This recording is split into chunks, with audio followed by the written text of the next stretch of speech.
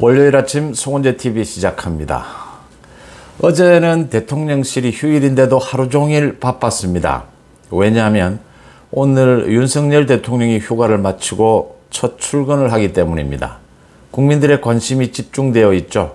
도어 스태핑에서 윤석열 대통령이 어떤 입장을 내보일 것이냐, 당정대 인적 쇄신, 그 부분에 윤석열 대통령이 어떤 입장을 내놓을 것이냐, 굉장히 국민들의 눈과 귀가 쏠려 있는데, 그러니까 하루 전에 대통령실에서 어제 비서실장이 수석들과 회의를 가졌습니다. 장시간 회의를 가지고 이제 언론에 여러 가지로 윤석열 대통령이 오늘 아침 내놓을 그런 입장에 대해서 언론에 먼저 그걸 알려서 여론의 반응을 보고 또 수위를 조절하는 이런 작업들을 해야 하기 때문에, 그러니까 당의 문제는 당에서 지금 이야기가 나오고 있고, 정대 인적 쇄신하는 부분, 이런 이야기들이 많이 흘러나왔습니다.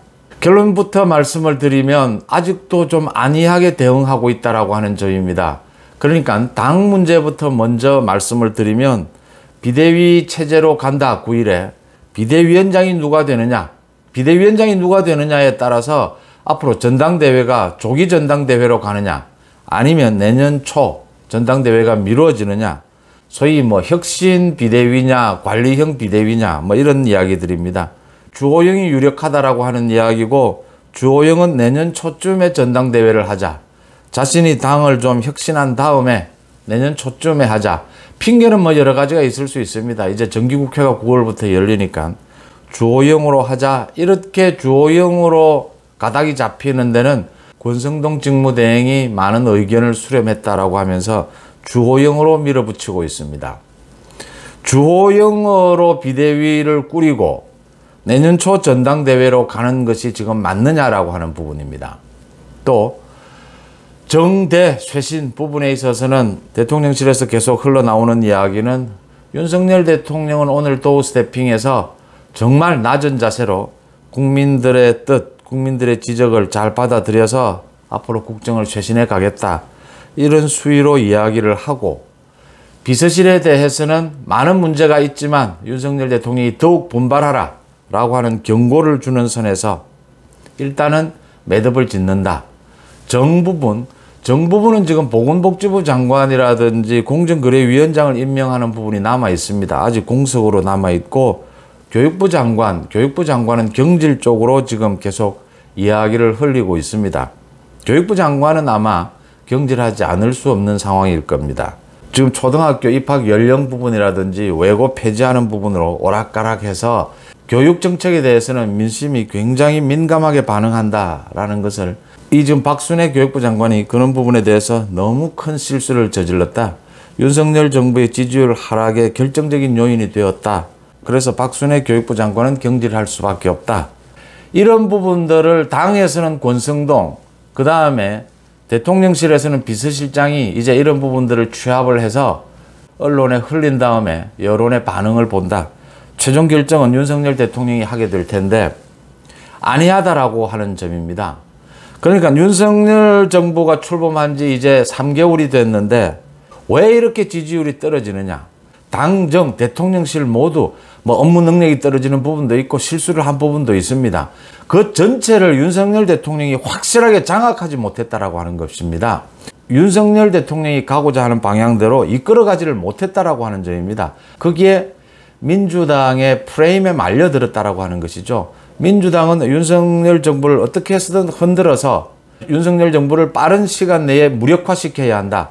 그렇지 않으면 윤석열 정부의 검찰, 경찰 수사로부터 민주당은 온전할 수 없다라는 부분부터 지금 시작이 되는 것이죠. 윤석열 정부가 지금 첫 시련을 맞고 있는 것이다. 이 부분을 헤쳐나가기 위해서 굉장히 고도의 정무적인 판단이 필요한데, 여기에서 안이하게 대처를 하게 되면 문제를 계속 키워나가게 된다라고 하는 점입니다. 미봉책은 안 된다라고 하는 점입니다. 그러면 어떤 것이 필요하냐? 윤석열 대통령이 생각해야 될 가장 중요한 부분은 당정 간에 윤석열 대통령이 확실한 장악력을 보여야 된다라는 부분이고, 지금 일단 많은 국민들의 비판이 쏟아져 있기 때문에, 그게 지지율로 나타나 있기 때문에 일단은 국민들의 지적을 받아들여서 그걸 물론 말로도 낮은 자세로 더욱 국민들의 그 비판을 귀 기울이겠다라고 이야기도 해야겠지만 인사 조치도 일정 부분은 필요하다라고 하는 것입니다. 책임을 지운다라기보다는 여론의 흐름을 바꾼다라는 쪽으로 무게를 좀 실을 필요가 있다라고 하는 것입니다. 그러니까 대통령실에서 윤석열 대통령이 업무에 마음은 들지 않지만 손발을 맞춰온 게 지금 3개월인데 지금 바꾸게 되면 또 혼선이 빚어질 수 있고 또 실수가 나올 수 있다. 그러니 차라리 정말 뭐 경고를 주는, 분발해라 라고 경고를 주는 한에서 한 번 더 지켜보자, 한 번 더 기회를 주자 라는 부분이 합리적일 수 있습니다. 그런데 지금의 국민의 여론은 인적 쇄신을 좀 하라, 누군가에게는 책임을 물어야 하지 않느냐, 이렇게 정치적인 책임을 물어야 할 때는 사실은 대통령을 대신해서 책임을 물을 수밖에 없습니다. 그러면 사실은 업무에서 문제가 생긴 것은 비서실장이라든지 지금 홍보실이라든지 많은 문제점이 노출이 됐습니다. 민주당의 각종 프레임 씌우기에 적절하게 대처 못해서 끌려온 부분, 그래서 지지율 하락을 그대로 지켜봐야 되는 부분, 이런 부분들이 있었습니다. 이걸 뭐 대통령실만 책임져야 되는 부분은 아니고 당에서도 책임을 져야 될 부분인데, 어쨌든 대통령실에서는 상징적으로 비서실장을 교체하는 것이 맞다라고 하는 점입니다. 그래야 지금 쏟아지는 국민들의 많은 지적, 그 부분에 대해서 말 그대로 낮은 자세로 받아들이는 자세가 된다라고 하는 부분입니다. 정 쪽은 뭐 마찬가지로 교육부 장관을 교체할 수밖에 없습니다. 교육부 장관은 계속 두면 계속 앞으로 이런 실수를 저지르게 될 테고, 특히 교육 정책에 관해서는 우리 국민들이 굉장히 민감하기 때문에 이게 지지율에 곧바로 반영이 된다라고 하는 부분입니다. 다음은 당 문제입니다. 당을 지금 주호영 비대위원장 체제로 가져가겠다라고 하는 것은 정말 말 그대로 임시봉합책입니다. 이런 부분을 이제 이준석이 읽고 있는 것이죠. 이준석이 9일 비대위가 출범을 하고 나면 가처분 신청을 하겠다, 13일에는 이제 기자회견을 하겠다, 이렇게 공포를 한 상황인데, 이준석, 그 뒤에 있는 유승민계라고 하는 것이 좋겠죠. 유승민이나 이준석이 이렇게 뭐 전면전을 하겠다라는 식으로 이렇게 나오는 데는 국민의힘이 비대위 체제로 가더라도 또 임시봉합책으로 머물 것이다 라고 하는 점을 예상하고 있는 것이죠. 그 예상에 딱 맞아떨어진 게 지금 주호영 비대위 체제다라고 하는 점입니다. 이게 지금 권성동 원내대표가 바라는 방향이기도 합니다. 권성동 원내대표는 주호영 비대위로 가서 자신이 원내대표직을 그대로 유지를 하고 내년 초쯤에 전당대회를 하면 기회를 봐서 자신도 출마하는 기회를 잡겠다라는 계산입니다. 그래서 지금 당 안팎에서 계속 이야기가 나오는 것이 이준석도 물러나야 되고 윤핵관도 물러나야 된다, 이런 식의 양비론들이 나오게 되는 겁니다. 모두 물러나고 적정한 수준의 임시봉합을 하자. 그 이제 대안이 주호영인 겁니다. 정진석이 안 된다라고 하는 것은 정진석 자신도 지금 당권에 욕심이 있고, 정진석 자신도 앞으로 2개월 비대위가 되면, 소위 관리형 비대위가 되면 이건 이준석 문제를 처리하는 뭐 독배라고 그러죠. 그 부분에만 매달리게 되지 비대위원장으로서 할 일이 아무것도 없다라고 하는 점입니다. 그러니까 지금 하지 않으려고 하고, 정진석 같은 경우는 직접 주호영을 지명하면서 주호영이 맡아달라 뭐 이렇게 이야기하는, 그렇게 사양하는 이런 형국이 되었다라고 하는 점입니다.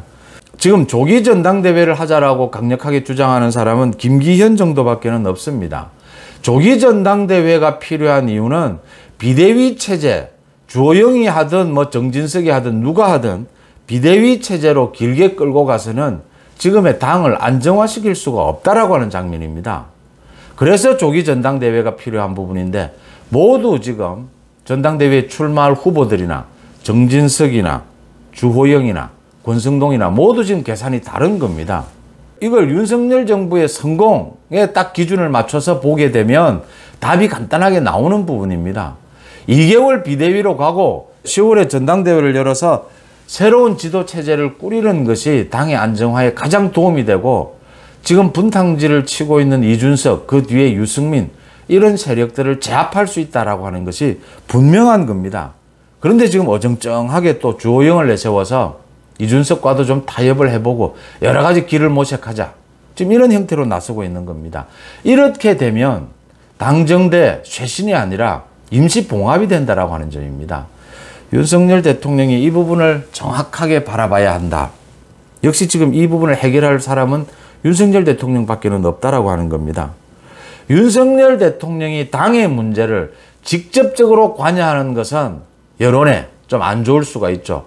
그렇지만 당을 장악해야 하는 것은, 집권 여당을 장악해야 하는 것은 대통령으로서 당연한 일이고 어쩌면 의무이기도 합니다.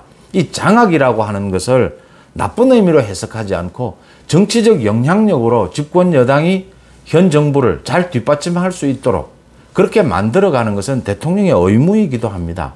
특히 다른 대통령은 모두 집권하기 전부터 집권 여당을 거의 장악하고 있습니다.